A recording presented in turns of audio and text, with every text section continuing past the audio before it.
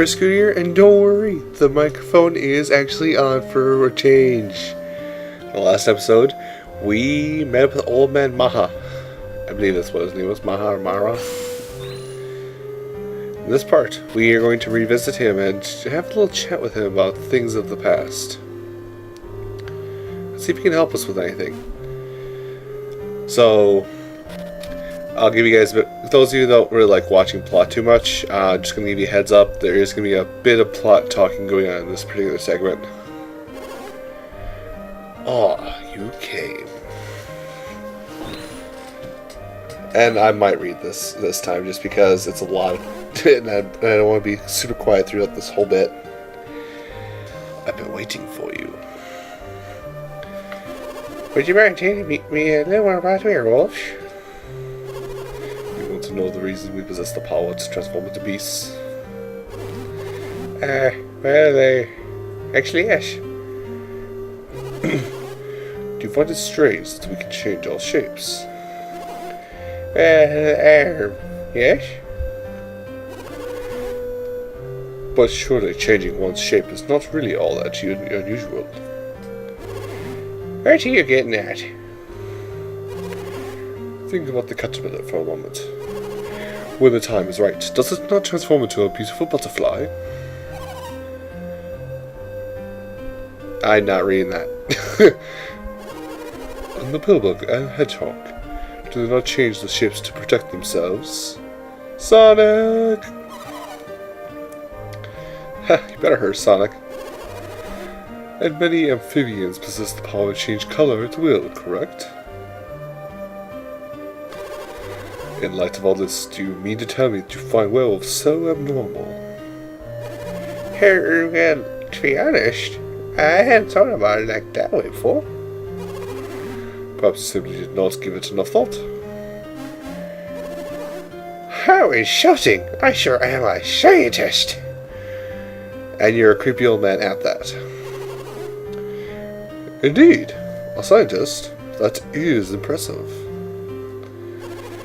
I have spent a great deal of time thinking about werewolves. I just noticed the back of your hair looks like a Beethoven haircut. For a time, I even felt cursed to have been born a werewolf. But after taking a more objective look at nature, I realized that weaker species have survived by evolving, by transforming. Don't you agree? Think about it for a moment. Without changing their bodies with weapons and armor, humans would be very weak creatures indeed. I believe that evolving into werewolves is just one way for humanity to survive. But Dash. Of course, there's no way I could prove this theory. But I felt that our ability to use whirlwind was evidence of this. I had thought only the people of Garo could use whirlwind. It was a gift known only to werewolves, to Garo's pack. And that only shows a few could use reveal. But now I find that you, too, can use these. What does it all mean? Why are we able to use whirlwind? And what is an adept? Master, do you know of a kind called Angara? It lies far north to the eastern sea. Angara? In the middle of Angara, there is a peak called Mount Aleph. Mount Aleph? Then it's true. Our legends say this peak has stood since the world began. If Mount Aleph does exist, then perhaps our legends are true. It does exist. These two hail from the village at the base of Mount Aleph, a village called Vale. They come from Mount Aleph. Incredible. And they are both adepts. While their powers may vary, everyone from Vale is an adept to a certain degree. Then does that not make them like us in Garo? In Vale, they may say that Mount Aleph itself gave birth to the adepts. This is not what the legends of Garo tell us. As people, they are quite gifted, but it goes far beyond that. The ritual stones are not out of the synergy stones. They are closely linked to the powers of the townsfolk. Synergy stones, you say? If they were similar stones in Garo, they might explain our powers as well. And what manner of stones are these synergy stones? God damn it, girls, stop talking. I know the stone you speak of, but Azerak is quite far from Garo. I don't see how it could affect the people here.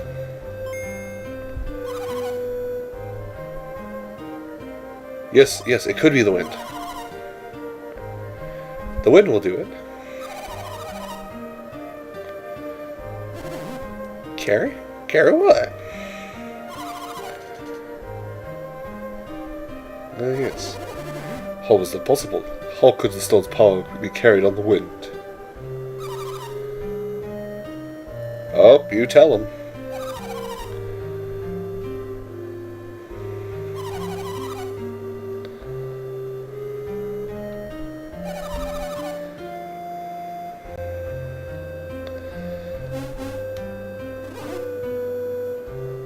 Sure. Yeah, I don't know how to do that both at the same time. Those particles from this energy stone must be charged with its power. This explains why your energy is weaker than that of Ash people. You've been exposed to smaller particles.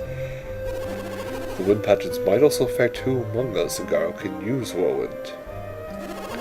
Of course, this is all mere conjecture, but it does offer some clues. Thank you, Oh, haven't we given you our names, Mr. Maha? I am Creighton. This is Jenna. And Felix. Yo, I'm the mastermind here. You must permit me to thank you all for all you've done. Oh no, please, we don't need any thanks.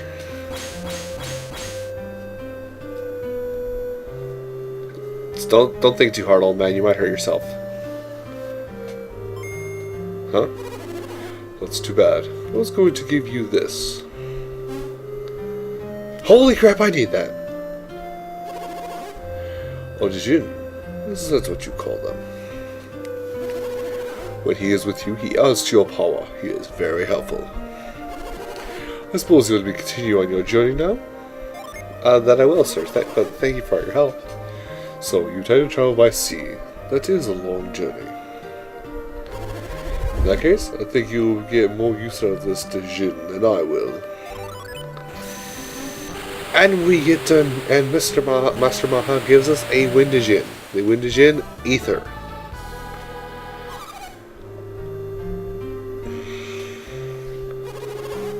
It's a great gift. We are quite thankful. You don't need to thank me. Just take care on your travels.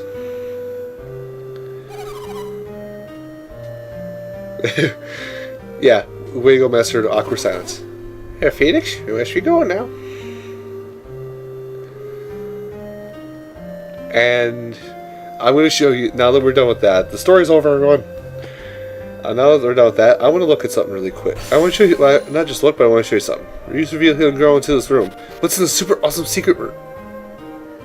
You live in a 12-foot by in a 16 by 9-foot hole.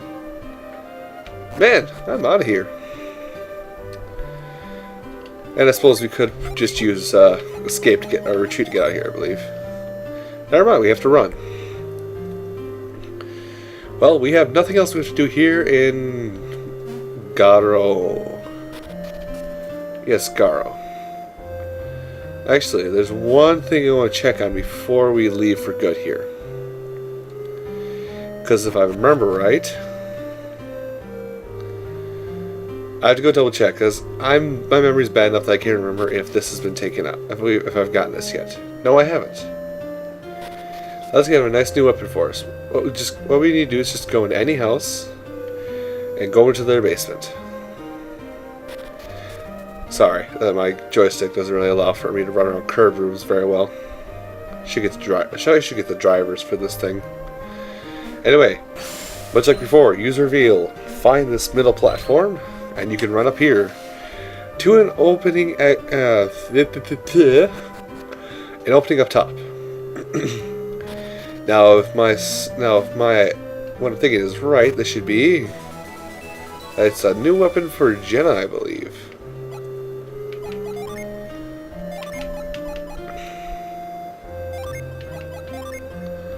Yep, a new weapon for Jenna. And then let's give her Blessed Ankh to Sheba, just to give her a tiny bit more attack power.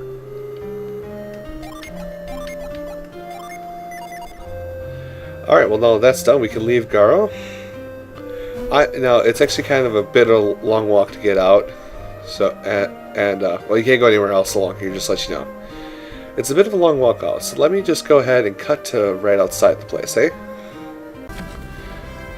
And we're outside. Now, simply what we want to do is run down and to the left. Now that we're doing this, we have a point now we have a point of exit back out to the mainland. Ah, yes, and I do owe you guys a summon here. I owe you the rank 3 summon of the air element. So next battle comes up, I'm going to show you that. Now, oddly enough, there's not any summons we can get, or any Djinn we can get for quite a bit here. So let's just go ahead and put everyone on lockdown and use Procni.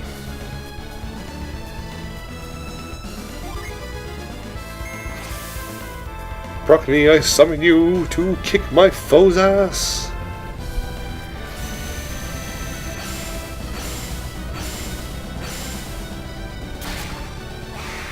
And once again, if I haven't explained it before, that slowdown you guys see doesn't just affect your end, it affects my end too.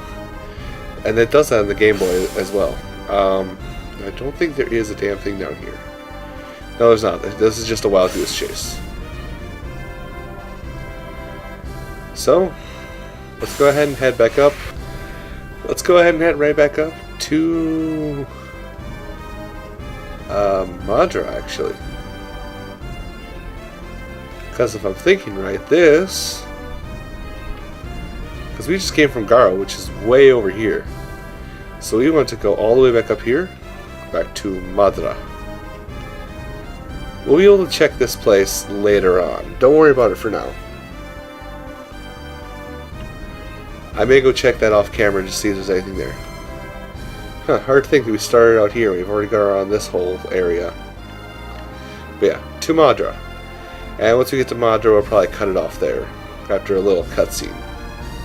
Don't worry, this little cutscene's not going to take as long as the one with Maha. A lot of M names in this particular part of the game. But I'm not too worried about it. Oh, I suppose we should go check up on that. Ether is Ether is like a lesser Psynergy crystal. It won't restore all PP, but it'll restore some. So basically, we're just trekking back to Madra now. Nothing special. And I do understand if everybody has skipped over this episode by now. Like I said, there was a bit of plot in this episode. But actually off camera, I'm gonna go to Alfhafra, see if there is anything we can do, or if they fixed their whole boat situation. The bridge is still out.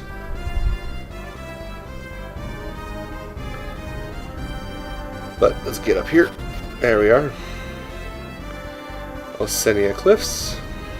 Now there's nothing new we can do here, so just keep on your merry way. Pay attention to no one. Okay, there's nothing here.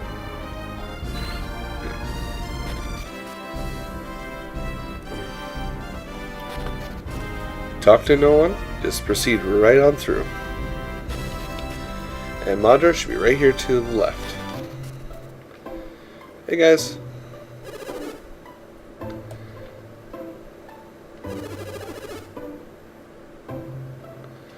What mess? Yeah, we took a situation. Piers should be okay to go.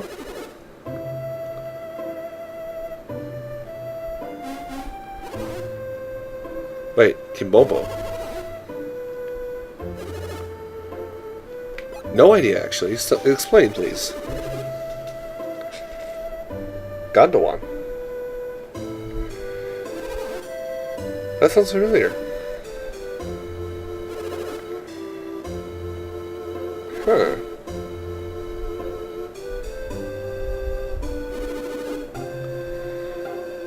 A single black orb. That orb seems familiar. We're going to be seeing that orb a little bit later on in this game too, just so you guys know.